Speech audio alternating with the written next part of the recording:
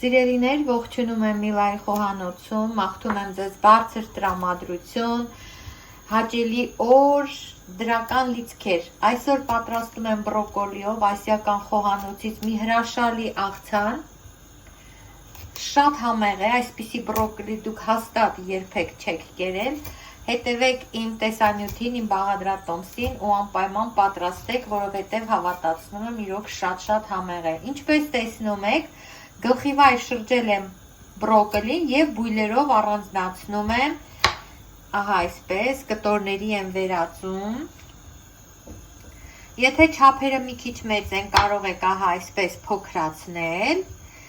և մի 15 րոպեով պետք է պահեմ աղաջրի մեջ, որպեսզի եթե արանքներում թաքնված միջատներ կան, սիրելիներ, դուրս գան, մաքուր լվանան, պարզաջրեմ և պատրաստեմ այսօրվա մեր բաղադրատոմսը։ Կոթունը ևս դեն չեմ նետում, կոշտ մասերը հեռացնում եմ և ներառում աղցանի մեջ։ Բրոկոլին լվացի, պարզաջրեցի, սիրելիներ, իսկ ահա այստեղ ջուր եմ դրել եռալու, ջուրը եռում է, ինչպես տեսնում եք։ Այժմ եռացող ջրի մեջ ավելացնում եմ աղ ավելացրեք ձեր բերանի համով և այն չափով, ինչքանով որ բրոկոլին է, և տառացիորեն 2 րոպեով բրոկոլին շոգեխաշեք։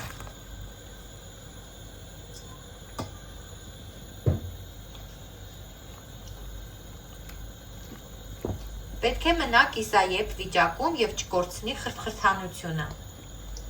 Բրոկոլի խորասուզում ենք եռացող աղաջրում համբերում 1-2 րոպեով։ Նախապատրաստում եմ սառցաջուր, որպեսզի հիմա բրոկոլին ավելացնեմ սառցաջրում և գույնի և վիտամինների ամբողջությունը պահպանելու նպատակով իսկույն հանում և լցնում եմ սառցաջրի մեջ։ Տեսեք սիրելիներ, գույնը իսկույն փոխվեց, բայց որպեսզի այս կանաչ գույնը պաշտպանեմ, նաև վիտամինները ամբողջովին ջերմամշակման ենթարկելիս չկորչեն, իսկույն 1 րոպեից հետո բրոկոլին ավելացնում եմ սառցաջրի մեջ։ Ահա այսպես։ Ամենահամեղ և օգտակար բաղադրատոմսն է։ Պարտադիր խոստացեք, որ կփորձեք, բրոկոլի օգտակար հատկությունների մասին շատերդ գիտեք, ասեմ մի 2 բառով, իսկապես անչափ օգտակար բույս է, բանջարեղեն, օգնում է մարդուն հատկապես լյարդը մաքրելու հարցում, բազում վիտամիններով է հարուստ, բրոկոլի օգտակար հատկությունների մասին կգրեմ նաև տեսանյութի տակ։ Եկեք շարունակենք բաղադրատոմսը, այժմ էլ սառցաջրից ենք ջրքամում բրոկոլին, հանում ենք և շարունակում մեր գործողությունները։ Սիրելիներ, աշխատեք առաջ չտալ տեսանյութը, բրոկոլիի մասին կարելի է անվերջ խոսել, բայց բացի բրոկոլիից լիքը ասել խոսելու բաներ ունենք, բաղադրատոմսը չի կարելի լուռ պատրաստել մռայլ դեմքով, այլ ասել, խոսել, տրամադրություն իրար հետ կիսելով, մի խոսքով առաջ մի տվեք բաղադրատոմսը, նայեք մինչև վերջ, հիմա պատրաստում եմ ամենակարևորը թանձրուկը այս բրոկոլիի համար։ Ջրքամված բրոկոլին տեղափոխում ենք աղցանամանի մեջ, այսինքն այն ամանի մեջ, որի մեջ պիտի պատրաստենք, ահա այսպես, մի կողմ ենք դնում, պատրաստում թանձրուկը։ Թանձրուկի համար մեզ հարկավոր է նարինջ, կիտրոն, տարա, որի մեջ պիտի պատրաստենք թանձրուկը։ Նախ կես կիտրոնի հյութ ենք քամում,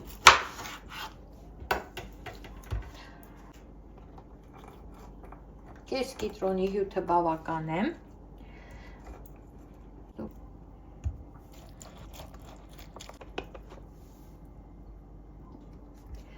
կես նարնջի հյութ է մեզ հարկավոր,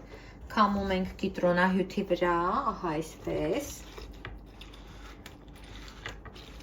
Կարող եք նարնջի փոխարեն օգտագործել մանդարին սեզոնին, գրեյփֆրութ, կիտրոնի փոխարեն էլ կարող եք օգտագործել լայմ։ Այսպես։ Կիտրոնի և նարնջի հյութը տեղափոխում ենք տարայի մեջ, ահա այսպես։ Սիրելիներ, որևէ կոնկրետ բաղադրաչափ չկա, կախված է ձեր բրոկոլիի քանակից, թե ինչքան բրոկոլի կունենաք, ինչքան է ձեր աղցանը, բայց այս թանձրուկի համար, որպես մի լավ ափսե աղցանի համար, ես պատրաստում եմ, կգրեմ չափաբաժինները, իդեպ կարող եք շատ պատրաստել, սա այնպիսի ունիվերսալ թանձրուկ է, որ շատ կաղամբազգիներով պատրաստված աղցաների մեջ կարող եք օգտագործել։ Ավելացնում եմ ձիթապտղի առաջին ճզման բարձրորակ յուղ, կարող եք օգտագործել ինչ ձեթ կա ձեռքի տակ, բայց ափսոս է բրոկոլին փչացնել որևէ անորակ ձեթով։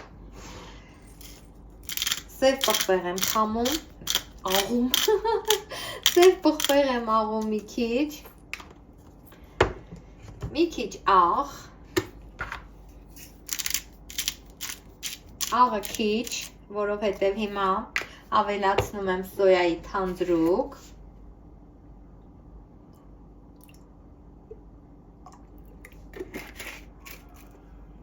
Սիրելիներ, մեզ նաև սխտոր է հարկավոր, 2 պճեղը հիմա կմաքրեմ ու կքերեմ, կավելացնեմ թանձրուկի մեջ։ Սխտորը, սիրելիներ, ես բոլորը քերեցի, 3 պճեղն էլ, բայց ճիշտ է, 2-ը հերիք էր, սա մեզ հարկավոր չի։ Թանձրուկը լավ խառնում ենք, սիրելիներ, կարող եք փակել կափարիչով, թափահարել։ Տեսեք, ահա այսպիսի յուղային, սոյայի թանձրուկը, ցիտրուսների բուրմունքը, լավ խառնում ենք, սիրելի բարեկամներ, անչափ բուրավետ թանձրուկ է, 1 վայրկյան, բրոկոլին մոտեցնում ենք, այս թանձրուկը իր ցիտրուսային բույրերով, սխտորով, բարձրորակ ձիթապտղի յուղով և սոյայի թանձրուկով աննկարագրելի համ կհաղորդի մեր բրոկոլիին։ Ահա այսպես լավ խառնում ենք, տեսեք ինչպիսի բաղադրություն ունի, ահա այսպիսի, լավ խառնելուց հետո ցողում ենք բրոկոլի վրա, առատորեն, չենք ափսոսում, ահա այսպես, ավելացնում եմ քունջուտ, իդեպ քունջուտը չեմ բովել, սիրելիներ, ես ուզում եմ հում մնա քունջուտը, որ իր մեջ եղած կալցիումը պաշտպանվի, վիտամինները պաշտպանվեն և ջերմային մշակման չենթարկվեն։ Լավ խառնում ենք, թողնում ենք 10 րոպե հանգստանա, տեսեք, սա էլ կոթունն է բրոկոլի, որ հենց սկզբից էլ որոշել էի պահել։ Այսպես խառնում ենք, որ մնա մարինադի մեջ, թանձրուկի մեջ, մի քիչ, ներծծվի համերով ու վայելենք։ Անչափ համեղ բրոկոլի է, սիրելիներ, հեշտ է պատրաստման տեսակետից, բաղադրիչներ գրեթե չեն պահանջվում,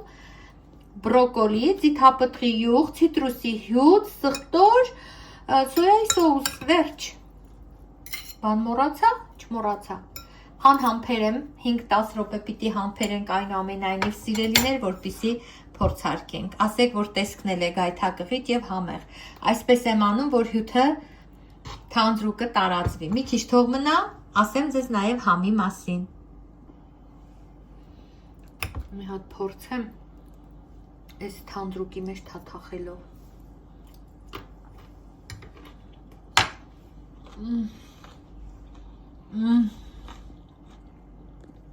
Սիրելիներ, հավատացնում եմ, այսպիսի բրոկոլի դուք դեռ չէիք փորձել, անպայման պատրաստեք, շատ լավն է, հրաշալի բաղադրատոմս է, պատրաստեք, որպեսզի լավ բաղադրատոմսերը հենց ձերը լինեն և չկորչեն։ Այսօր էլ այսքանը, սիրով ձեր Միլա։